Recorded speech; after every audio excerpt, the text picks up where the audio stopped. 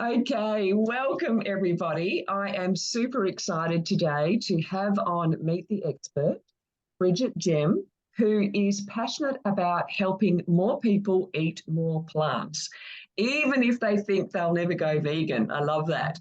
Now, she used to love rare steak and blue cheese. I can't say I'm with you on that, Brigitte, but went plant-based in 2013 to reduce her environmental footprint, then vegan for the animals in 2015. Today, she is most motivated by the possibility of improving people's health and vitality by empowering them to cook really good food. And we will mention her book in a little while. Now, Brigitte offers meal planning services, online cooking workshops, and a cooking club on her website, veganfamilykitchen.com. Definitely recommend going to check that out. And Brigitte has a PhD in sociology of education from the University of British Columbia, a certificate in plant-based nutrition from the University of Winchester, lives in Vancouver, Canada, with her husband and two children. So welcome, Brigitte.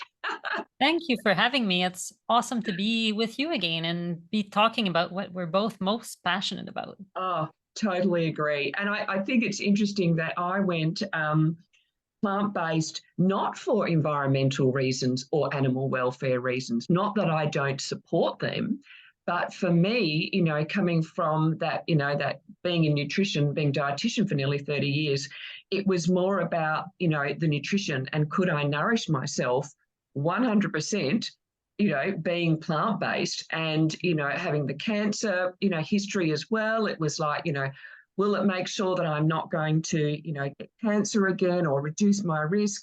And of course, then heading into menopause. And I can say very confidently that it ticks all those boxes.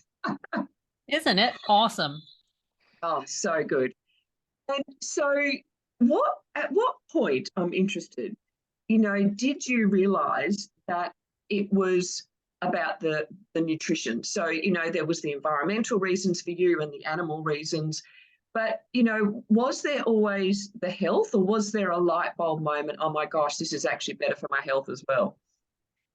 When I started cooking this way in 2013, 2014, my husband and I were, I would say, pretty darn close to peak fitness. My husband is a long distance cyclist. I'm a runner mostly. I was running half marathon. The fastest half marathon times I've ever ran were that year. I was training. We lived in California. I had this guy that I was training with, and he was so fast that I was just trying to keep up on his, rest days. So we were doing pretty well. As far as I know, we didn't have any health problems, right? So it was clearly something that for me was driven by environmental reasons. And the big question was, is this going to cause me any health or wellness decline? But it was, and that's a question my husband was more worried about. I had superficially at that time read on the topic of nutrition. I was like, I think we'll be fine, but I'll figure it out as we go. We'll build the plane as we try to fly. Yeah. And what happened later on, though, it was after we had both become fully vegan. And by the time, I think, at first it's experimental and I was mostly dabbling, and I was probably about 90% plant-based, 95 some weeks. And I was fine. So at that stage, I think when you're feeling like that, it opens your mind to this idea that, well, maybe actually eating animals is not necessary and it's just a habit, right? And so that made it easier to become fully vegan and then continue learning more about nutrition. And what happens from there is that I'm from a very large family. I mean, I just have one brother, but my mother is the youngest of 11 children. So most of her siblings are older, and my dad is 13th, I want to say, out of 17, which means that I have a lot of elderly aunts and uncles, most of whom, unfortunately, by now have passed away, but it was not the case 6 years ago. And it's been a painful awakening, painful situation to see all of those beloved people's healths declining, including my own father, who had, I'm laughing, it's not really funny, but my father had colon cancer in his 60s. And he also has had a ham sandwich every single day of his life, from, the age when he could fix himself a sandwich, 2 slices of white bread. I guess he put margarine on that, and ham, perhaps tomatoes, because we were growing tomatoes. So in summer there would be tomatoes.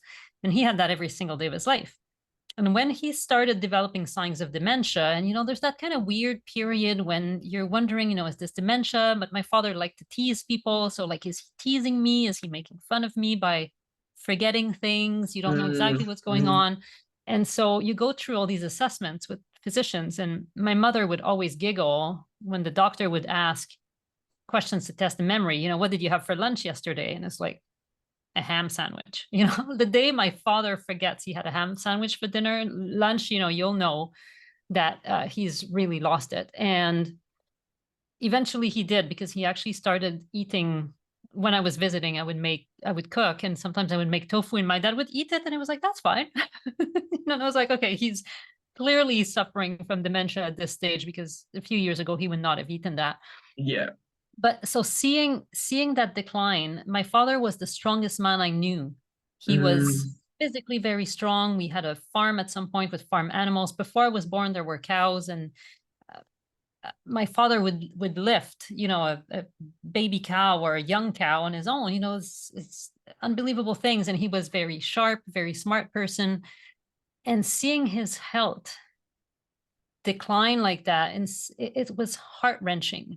And the contrast is my mother, who has always been, without being necessarily, absolutely fully 100% always about health, but my mother has always had an ear out for, oh yeah, this is supposed to be healthy. And long, long ago, my mother started eating chia seeds every day, for example. And she's always been mindful of eating lots of vegetables and making, always, despite being extremely busy people, always having home cooked meals. And my father passed away. It was quite tragic. And my mother is the Energizer bunny. So, she's just a few years younger than he was. And she is busting the moves. She's, going cross-country skiing, and she came with my kids and I to this rope course climbing thing in downtown Montreal. And there was a young attendant there that was like, lady, you're the oldest person I've ever seen here. And I mean, she's only 72. But it's so beautiful to see. And you can tell that it's made a difference for her to take good care of herself. Yeah. And that's where I'm coming from now. And we're, touch wood, I mean, eating plant-based is not the perfect shield for everything, but I think it's kept us very healthy so far, and a healthy weight, lots of energy despite not sleeping. With young children especially, it was quite challenging, but we're doing great still. So I think really wanting to avoid that really sad aging process is a very high motivation for me. And I think that's a really valid point, because I think we can get away with a lot, in our 30s, 40s, even 50s. But by the time we're, really getting into our 50s, it really begins to show, those who have looked after their health and those who haven't. And, over in, Canada and, America and Australia, we know that the stats are horrendous. We've now got, 70, we're now up to 70% of our population is overweight or obese. And, all of those lifestyle diseases. I mean, 1 in 2 dies of cardiovascular disease, which is a totally reversible, preventable lifestyle disease. And it really is, like you say, I think you can really tell. And, I just have to say, from my perspective, I was listening to Professor Susan Davis, who's an endocrinologist. She's got what we call an OA, which is an Order of Australia. So what she doesn't know about menopause basically isn't worth knowing. And someone asked her, it was a 2.5-hour interview. At the 2-hour mark, the interviewer said, so Susan, if you could wave a magic wand to help women going through menopause, what is the one thing that, you would like to help them with? And she kind of stopped, she swallowed, she said, well, this isn't going to be politically correct, but it would be that they were at a healthy body weight.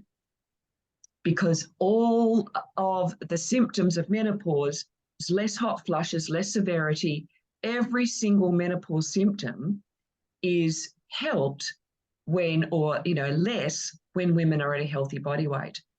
And so, really, it's, it's kind of like, what else can you say? It's just important, I think, unfortunately, we've made healthy weight as a society very much an issue of looks. But this is not about looking cute in that specific outfit.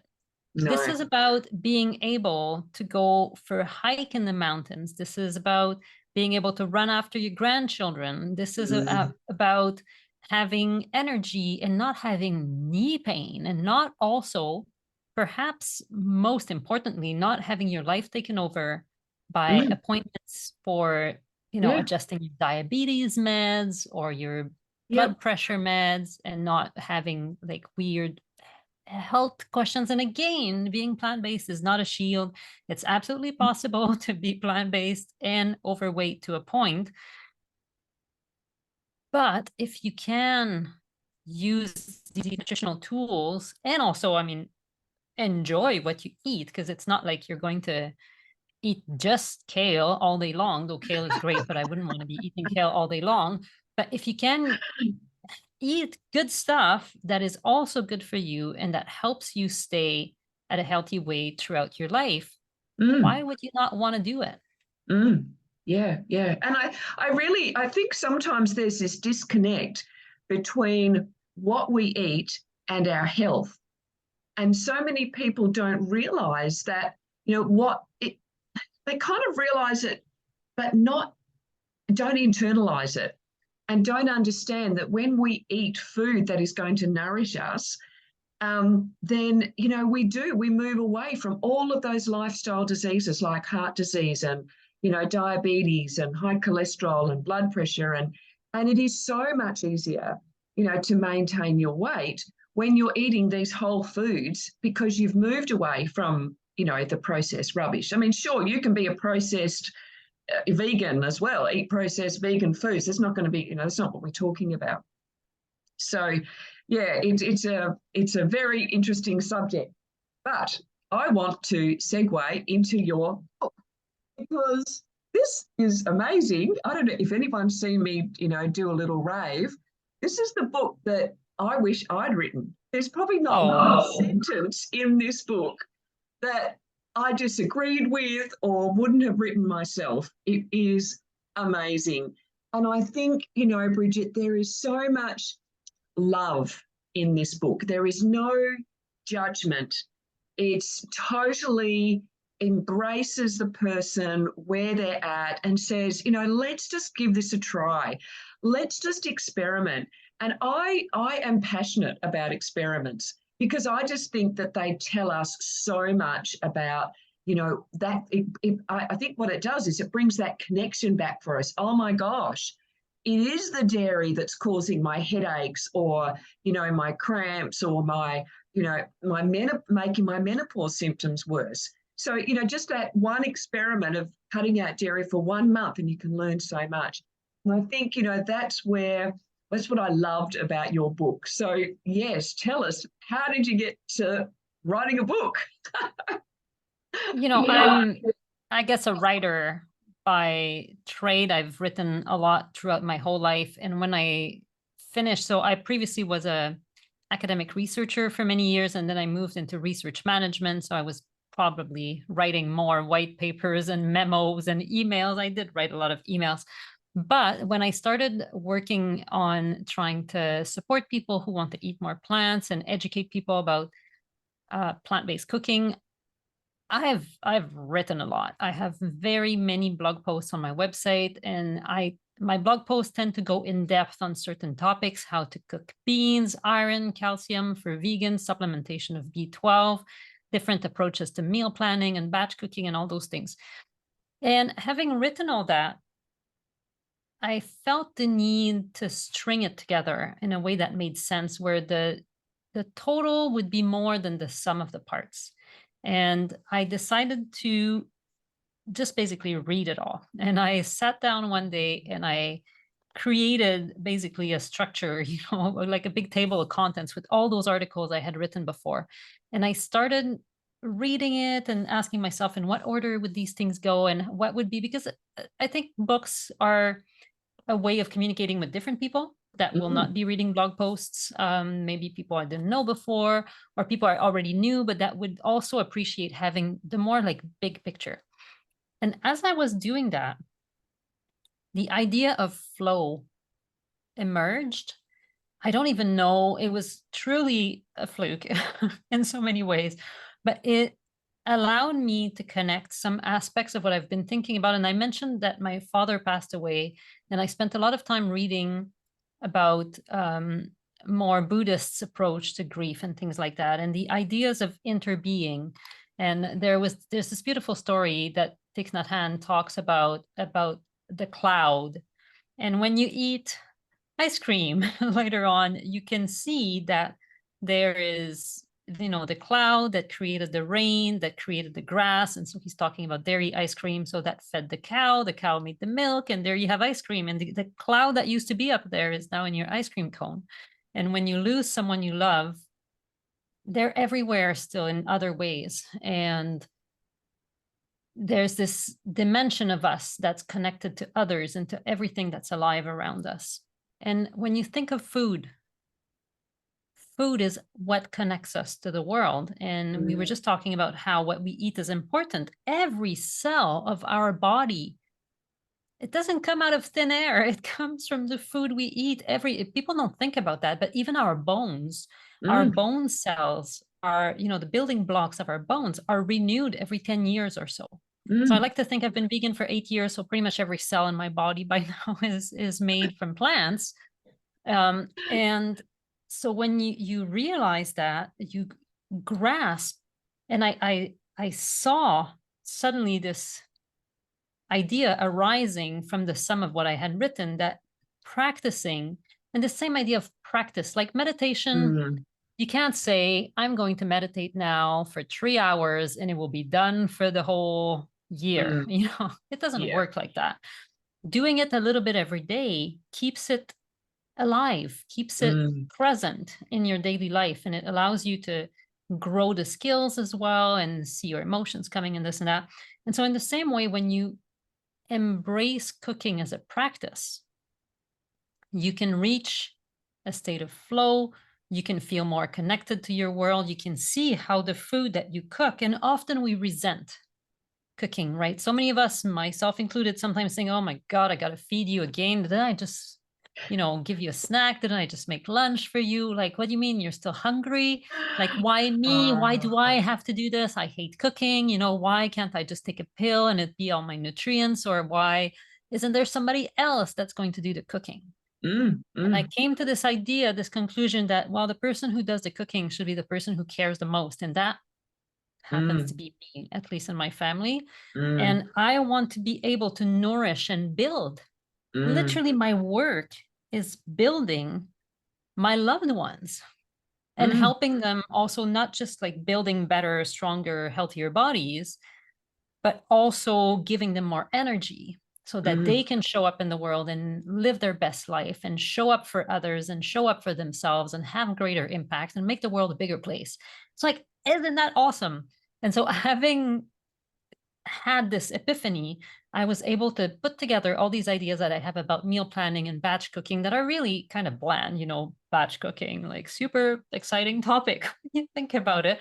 But when you put it into this perspective of cooking as an act of love and service, all Mm, of a sudden it made so much more sense for me. mm, And so putting it together as a book allowed me to see beyond the drudgery and the chore dimension of cooking that is often something that a lot of us experience. I mean, some people love to cook and they see it as their creative outlet. It was never like that for me, and I don't think it was like that for my mother either. It's very much an obligation, but if you've got to do something, you might as well do it well, and you might as mm. well do it with joy, and you might as well do the best job of it you can under the circumstances. And that's how the book arose, and I'm so happy to be sharing it with the world now. Yeah. And let me add on to that, and make it easy. I think, there's so many of us, as mothers, we want to nourish our children, or we want to, we're nurturers, so we want to nourish our partners. And it can be such a drag because we've got to do it every single day. It doesn't ever end. And, that was definitely my philosophy. When I was cooking for I had 4 children and a husband, and I was home educating them, and so life was busy, but nourishing myself and my family was always my top priority. I was like, so how can I make this happen? How can I make this easy? And that was how I ended up creating a 3-weekly cyclic menu plan, and I themed the days, and it was just so everything flowed. I only shopped once a week. I knew what we were having. I did batch cooking, or I cooked in advance, always prepped those things. And so, that's why, your book just so totally resonated with me, because it's let's make it easy, and let's practice, because the more you practice, now I can go in and I might, put the rice on at breakfast time. I always optimize. You're in the kitchen at breakfast, lunch, and dinner. What can you do for the meal, that's coming, or that you're going to be cooking the next day, and make it easy. And the more you do it, as you say, the better you get at it, as long as you're paying attention. And there's a whole chapter on mindful cooking in the book, because I think we've come to a point where we don't pay attention to what we're doing. And there's invasive mobile devices that are part of the problem. And there's also our lack of confidence, where we feel the need to get a recipe, print it out, or look at it on our tablet or phone, and we look at the recipe like this, and we follow the steps, and we're not really paying attention. And once you start paying attention to what you're doing, you learn something. And next time you do it a little better. You adjust it to fit your needs a little better. One example that's silly, but I make waffles for my kids. So my kids are not very varied people. My daughter is starting to say, Mom, I could eat something else. But my son likes to have the exact same breakfast every day. I make these waffles. I make them every 4th day. I make a big batch, and it's good. But just an example of how paying attention pays off.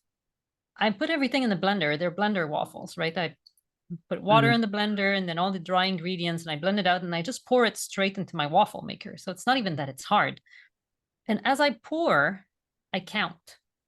Every time I'm pouring something, I'm counting. If I'm pouring soy sauce or any other liquid, broth, whatever, I count. And of course, you can pour really fast, or you can pour really slow, but I guess I have my signature way of pouring, my personal rhythm. And now I know that I fill the waffle maker in about 8 to 9 counts. Yeah. Right. And it just makes my life easier, because I know that if I'm, over counting, there's going to be too much waffle batter, and then it makes a mess and this and that.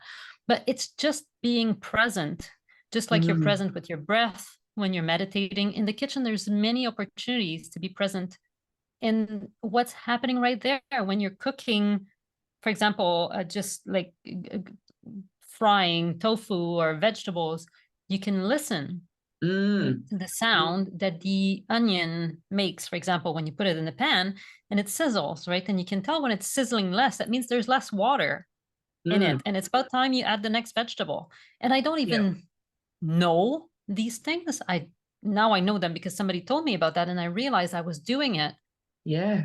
Just from having embodied learning from these years of cooking. So, of course, if you're just starting to cook and you're trying to do really complicated things that have these recipes that have like 5 parts, and by the way, go back to page 42 for the sauce you forgot to make and all these other components, and finish the recipe with this little topping that is described on page 162. Yeah, it's going to be hell, right? But if you choose simple things, you're going to realize that you can do more than you think. and you become more empowered, and then you can grow and up your game as you go.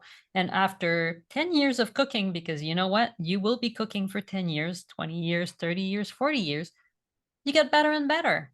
And that's awesome. Oh, look, I totally agree. And I love that about your book, is that you really encourage us.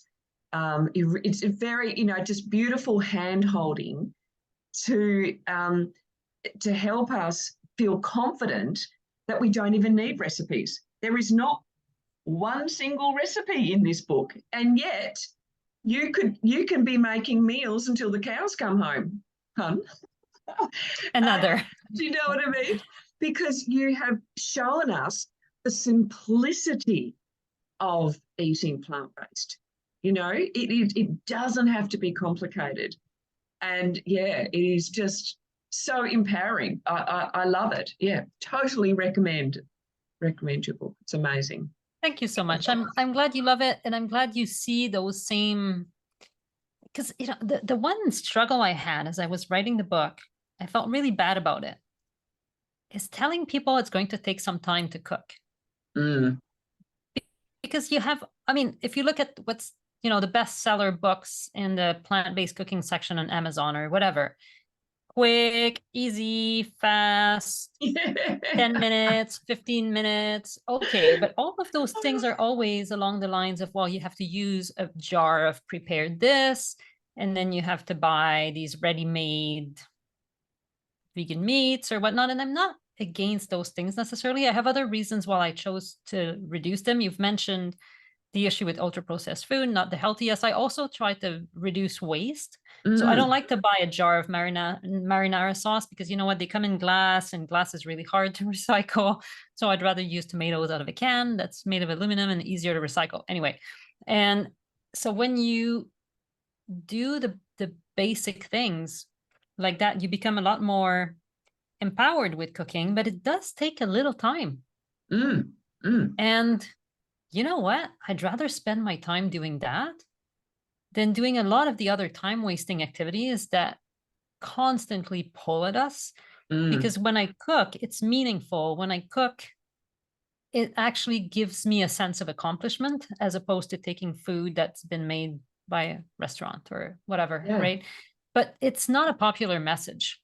Let's put it that way. It's not the book that will rise to the top of the, charts, because it tells people you have to put in a little bit of effort. It's like, the 30-second ab solution, get a six-pack in 30 seconds a day. That's fake. That's not true. They're just trying to take your money, And so if you want really good food, then you have to spend a little time and effort cooking. Yeah. But, to sort of just in case anyone's scared of that, even though you say that, you're suggesting all of these ways that actually make it easier and not a burden, because you are doing the batch cooking, all the batch, prepping of all the beans, but then you've got beans for a couple of weeks. Do you know what I mean? Absolutely. If you choose to, cook them yourself and start from scratch. And initially, you might not be cooking your own beans. You might just be using the cans, which is totally fine. But it's great. And I definitely think that, anyone who has started this journey definitely benefit from reading your book, and because you will come away so empowered in a very, non-judgmental, loving, way, and totally feel supported. So, yeah, so thank you so much for coming on. Honestly, Brigitte, I just think it's amazing. Thank you for putting all that effort in and writing a book, because it's huge, writing a book. I know I've got one in me one day. I can't wait. Easing into menopause, right? With plants. Yeah. I'm ready for it. Yeah. Honestly, I just, like you just want to shout things from the rooftops, don't you? You're just like, oh my gosh, I know, your menopause journey, could be so much easier if you just eat more plants. But everyone's on a journey, and, that is our privilege, as health professionals in our fields to take people on a journey and love and support them as they experiment. And yeah, which is great. So thank you so much today, Brigitte. Is there a last comment that you would like to make? I want you to know that you know more than you think about cooking. It's within you. You've been eating your whole life. You've cooked before. You got this. You can do it. Love that. Beautiful. I loved that when you said that so many times in the book, and it was just so empowering. Yeah, exactly. I loved it. So thank you, Brigitte. I will put all of your social handles in the comments in the description below. And yeah, thank you so much for coming on today. It's been an absolute pleasure. Same here, and I look forward to cooking with you. Maybe sometime we do a trans-Pacific cooking club meeting together. What a great idea. Love it.